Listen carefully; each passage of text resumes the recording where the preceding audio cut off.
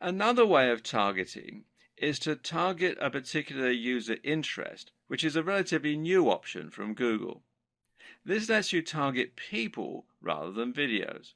For instance, you might choose to look for people who watch lots of sports videos, who stay up to date with the news, or who like videos on technology. In many ways, this option is actually better than targeting the topics of videos. That's because targeting user interests allows you to look more at the long-term patterns and behaviors of visitors in order to get a better idea of who they are and even perhaps some of their statistics. Look at it this way.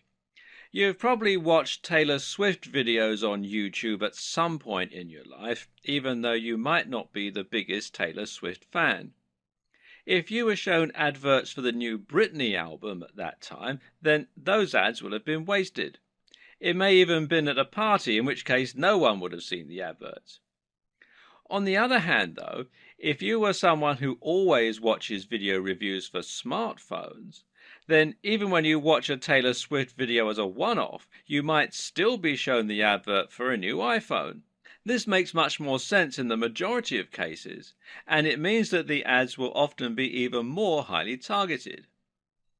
You can even get tricky and try considering how user interests might reflect demographics. For example, if you were a brand selling a car, then you might choose to look for viewers who target travel videos. Why? Because travel videos suggest that the viewer has a bigger disposable income and thus may be more likely to afford a big-ticket item like a car. Conversely, you might look for someone who looks at style websites and show them videos on dating. Again, there could be some crossover in the demographics here. Did you know that you can also target a specific YouTube video? If you found content created by another user that you think is absolutely perfectly related to your subject matter, then you could use their video as a springboard to support your brand and your campaign. All you have to do is paste the URL of that video into the placement target field. The only risk here is that a single video will of course have significantly less traffic than multiple different videos spread out across the entire subject matter. Then again though, this all depends on your strategy. If you want to be as targeted as possible and to really convert a very specific niche, then you can find a video that's being watched only by the kind of person who might be interested in buying your products. Google remarketing is another advanced targeting technique which can be used with YouTube. Basically, remarketing means that you're showing adverts to people who have already shown an interest in your content. This works by storing cookies on their computers, which YouTube can later use to identify them, unless they clear their cookies out of the system, of course, and by looking at the user accounts of those users. This is great because it allows you to once again avoid people who have no interest in your content, and the options available here are also quite varied, allowing you to pick very specific people to advertise to.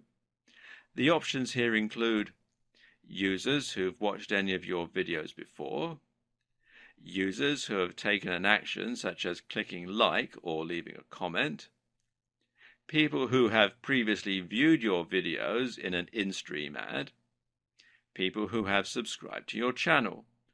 All these options are great, and again they vary in terms of their scope and how targeted they are. Going only for people who have liked or commented will significantly limit the number of people your ads are exposed to. But these are key and crucial people because they've shown a willingness to engage with your content, to actually listen to what you're saying, and to follow links. It shows much more engagement and trust if someone actually interacts with your brand versus simply watching your video, which may even have been a mistake. Obviously, there's also nothing to stop you from using multiple different marketing strategies at once to reach a broad but highly targeted audience. For example, you could opt to use remarketing for people who have liked your content, to put your ads on some specific videos, and to advertise to people with specific interests. Your thumbnail is another highly crucial element of your campaigns, and especially when it comes to in-search ads. Your thumbnail is essentially the small image that will show when your video appears in search results or suggested videos. This is also important for your general YouTube marketing strategy and for all the other videos on your account. The aim of your thumbnail is to grab attention and to stand out amongst the other videos. At the same time, though, it should ideally match your other videos so that you have a consistent feel across your whole channel. This means that you might use the same font on all your thumbnails, for example. Either way, the ideal thumbnail image is going to be 1280 by 720 pixels. Make sure to at least use this ratio, which is 16 by 9 or widescreen, so that no part of your image is cropped. And it should be designed to be as eye-catching and as clickable as possible. Of course, some things we find more eye-catching and more clickable than others. For example, people catch our eye easily, and especially if they look happy, successful, or attractive.